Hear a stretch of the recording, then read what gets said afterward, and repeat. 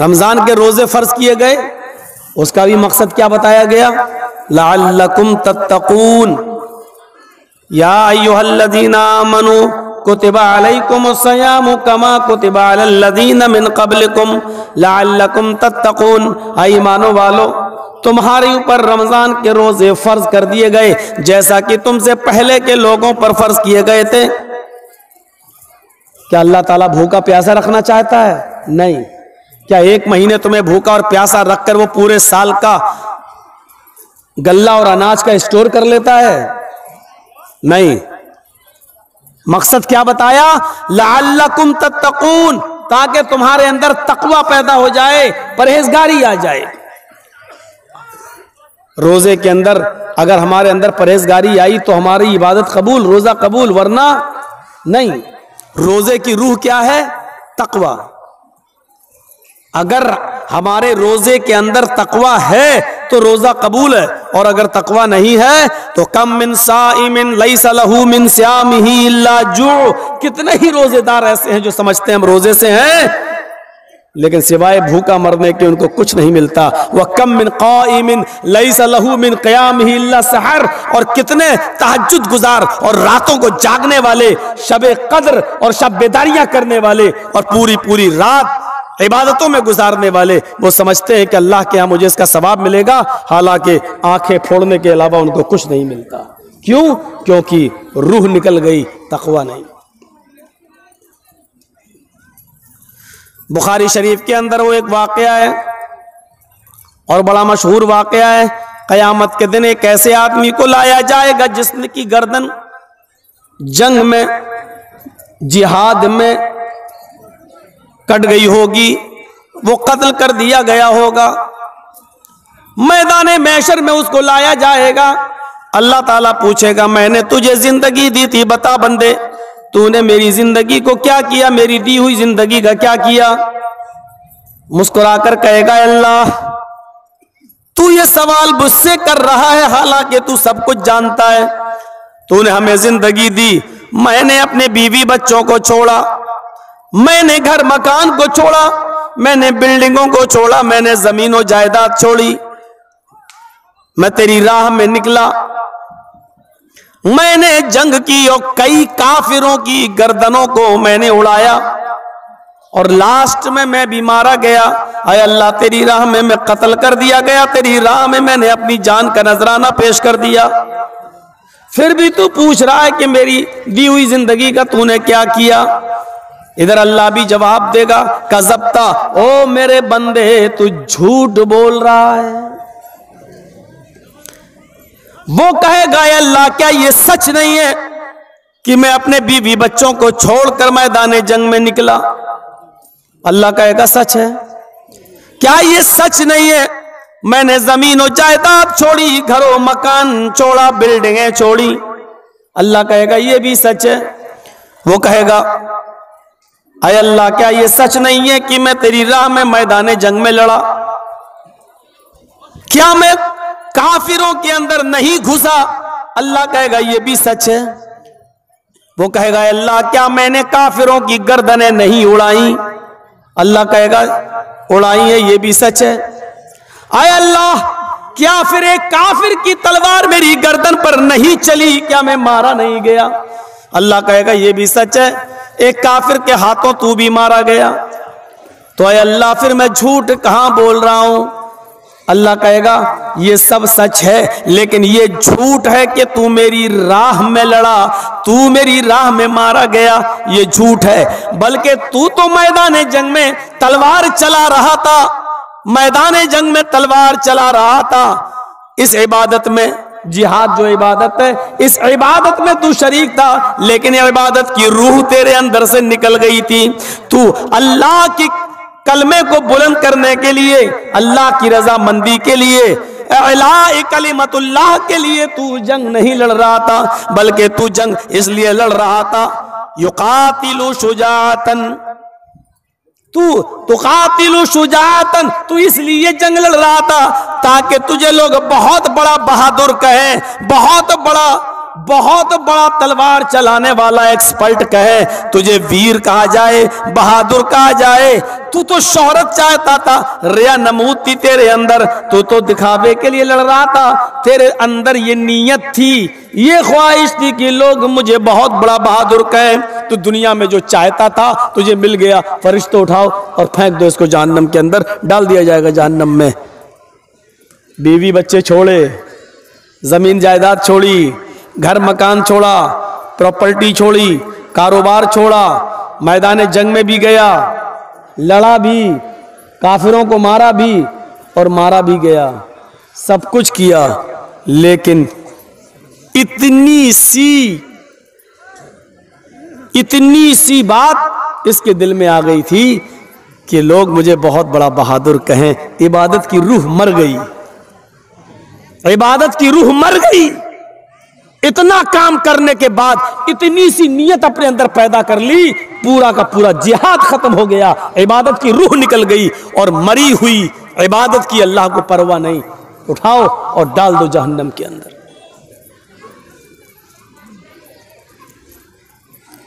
हमारे यहां पर भी जलसे होते हैं, चंदा होता है, उसमें आदमी देखता है कि देखें फला आदमी कितना देगा, उसके बाद हम उससे ज्यादा देंगे। और जहां ये चीज पैदा हो गई, आपका 1000 रुपया भी जाएगा और सवाब भी नहीं मिलेगा। और मौलाना साहब का तो काम ही उकसाना, जोश दिलाना, तो दिलाएंगे। 100 रुपए आपने दिए, अल्लाह ताला इनको जन्नत दे, के औलाद को तंदुरुस्ती अता फरमाए, रिस्क में बरकत दे। 200 रुपए दिया, रिस्क में बरकत दे। और जैसी बड़ा नोट आया 2000 का, नारे तकबीर, अल्लाहु अकबर, और उसको इतनी लंबी चौड़ी दुआ, लगता है 100 रुपए वाले का कोई कमाल ही खत्म हो गया, अब 2000 वाले ही के लिए जन्नत है। अब सामने वाला बैठ के देख रहा कि 2000 वाले की बड़ी लंबी दुआ दी जा रही है, तो हम 5000 दे, हो सकता है कि हमें और ज्यादा दुआ मिले। यहां की दुआ पर एतबार मत करिए, आप अपनी नीयत के एतबार से दीजिए, आप अपनी नीयत के एतबार से दीजिए, यकीनन अल्लाह ताला आपको सवाब देगा। बुखारी शरीफ के अंदर एक बड़ा दिलचस्प वाकया आया है, जरा उसको सुनिएगा। देखिए, पढ़ा था बंदे ने, नबी से सुना था उसने कि जब सदका और खैरात करो तो दाहिने हाथ से दो और बाएं हाथ को भी उसकी खबर नहीं होनी चाहिए। तो उसने अपने सदके के और खैरात के माल के 3 हिस्से किए, 3 पार्ट्स में डिवाइड कर दिया, 3 हिस्से। उसने सोचा कि एक हिस्सा हम अल्लाह की राह में देंगे। बुखारी शरीफ की हदीस के अंदर ये वाकया है, किसी लैला मजनू वाली किताब की नहीं दास्तान सुना रहा हूं आपको, और किसी कठमुल्ला की लिखी हुई किताब की नहीं बता रहा हूं। बुखारी शरीफ के अंदर ये वाकया मनकूल है, सुनिए। उसने सोचा कि दिन में अगर हम अल्लाह की राह में किसी को देंगे तो किसी न किसी को पता चल जाएगा, तो ऐसा करें हम रात के तारीकी में और रात के अंधेरे में निकलेंगे और जरूरतमंद को तलाश करेंगे, और किसी जरूरतमंद को। तो उसने सोचा कि रात के अंदर मैं निकलूंगा और किसी मजबूर आदमी को देखूंगा और उसकी मदद मैं कर दूंगा। बुखारी के अल्फाज है, इशा की नमाज पढ़ने के बाद वो सो गया। आधी रात के बाद उठता है, आधी रात के बाद उठता है और अपने नेक इरादे से घर से बाहर निकलता है, सदके का माल किसी गरीब को हम दें। ये जो सदका देने की नीयत रखता था, कहने लगा भाई मैं किसी मजबूर आदमी को तलाश कर रहा हूं, कोई मजबूर आदमी हो, मेरे पास कुछ सदके का माल है, मैं किसी गरीब आदमी की मदद करना चाहता हूं, इसलिए मैंने पूछा इतनी रात में अगर तुम निकले हो और किसी मजबूरी ने तुम्हें निकाला है तो मैं तुम्हें सदका दे देता हूं। उसने कहा इतनी रात में कोई मजबूर नहीं निकलता है, तो क्या कोई ऐशो आराम करने वाला आदमी निकलेगा? मुझे मजबूरी ही ने तो घर से निकलने पर मजबूर किया। इस आदमी ने उसको सदका दे दिया, घर चला आया, तहज्जुद की नमाज पढ़ी और लेट गया। थोड़ी देर के बाद फजर की अजान हो गई, नमाज पढ़ने गया और नमाज पढ़ के फिर आया, घर में तिलावत करने लगा कुरान की। सूरज निकला, थोड़ा सा बाजार की तरफ गया, चलें टहल के आए। जब बाजार की तरफ गया तो क्या देखता है, कुछ लोगों का एक मजमा लगा हुआ है और वहां बैठकर कुछ गुफ्तगू हो रही है। यह आदमी भी उस मजमे में गया और वहां जाकर बैठ गया। बातें होते होते अचानक चर्चा होने लगा उसी मजमे के अंदर। देखो अल्लाह का एक बंदा, देखो अल्लाह का एक बंदा कल बेचारा अपना सदके का माल लेकर निकला। मजमे में चर्चा हो रहा है, अल्लाह का एक बंदा कल अपने सदके का कुछ माल लेकर निकला। वो किसी गरीब और मजबूर की मदद करना चाहता था, लेकिन धोखा खा गया और बजाय इसके कि वो किसी गरीब को सदके का माल देता, उसने एक अमीर और मालदार को सदका दे दिया। जिसको दिया वो तो बहुत बड़ा अमीर आदमी है। अभी आदमी कैसे कह दे कि अरे वो तो मैं ही था, कहने लगा है। घर आया और आकर अपने दोनों हाथ उठाकर कहता है, इलाहल आलमीन, मेरी नीयत अमीर को सदका देने की नहीं थी। तकवे की रूह देखिए, इबादत की रूह देखिए। सदका और खैरात करना इबादत, और उसकी रूह क्या थी, मैं किसी गरीब की मदद करूं और इस तरह दूं कि दाहिने हाथ से दूं और बाएं को खबर नहीं, यानी किसी को पता नहीं चलना चाहिए। ये उसकी रूह थी। नियत क्या थी, गरीब की मदद करूं, लेकिन हुआ क्या, धोखा खा गया, नहीं समझ पाया और किसको दे दिया, अमीर को। आय अल्लाह, अमीर को सदका देने का हुक्म ना तूने दिया ना तेरे नबी ने। ये गलती मुझसे हो गई कि मैंने अमीर को दिया, लेकिन ये गलती जानबूझकर नहीं हुई। आय अल्लाह मुझे माफ कर देना। आय अल्लाह मेरी नियत अमीर को सदका देने की नहीं थी। ठीक है, जो हुआ सो हुआ। मेरे पास अभी 2 हिस्से माल और है, आज मैं एक हिस्सा और निकालूंगा, लेकिन अल्लाह तू मेरी मदद करना। आज की रात मैं जिसको दूं वो कोई गरीब आदमी हो, कोई जरूरतमंद इंसान हो। ईशा की नमाज पढ़ के सो जाता है, आधी रात में उठता है, फिर निकलता है, 1-2 मील दूर चला जाता है। आज भी इसको एक आदमी नजर आया, चेहरा छिपाए हुए था। ये आदमी उसके करीब जाता है, कहता भाई तुम कौन हो? उसने अपना चेहरा नहीं दिखाया। कहता क्या मतलब, मैं कोई भी हूं, मजबूरी है मेरी, मैं रात में निकला हूं, तुम यहां क्या कर रहे हो? कहा मेरी भी मजबूरी है, मैं रात की तारीकी में, रात के अंधेरे में किसी गरीब इंसान को ढूंढ रहा हूं, किसी मजबूर को ढूंढ रहा हूं। वो कहता मुझसे ज्यादा मजबूर कौन होगा? मेरे बच्चे भूखे सो रहे हैं, मेरी बीवी भूखी है, मैं मजबूरी में निकला हूं और कोई जरूरी है कि मैं अपनी मजबूरी का, मैं अपने बच्चों का और अपनी बीवी का बुरा हाल मैं तुम्हें रो रो कर बयान करूं? इस आदमी ने कहा नहीं, मुझे तुम्हारे हालात को जानने का शौक भी नहीं है। अगर तुम मजबूर हो और तुमने कह दिया मैं मजबूर हूं, मेरे लिए इतना ही काफी है। ये सदके का माल लीजिए, ये मेरे तरफ से है, ये आप ले जाइए। आप गरीब और मजबूर इंसान हैं, मुझे तो किसी गरीब ही को देना था।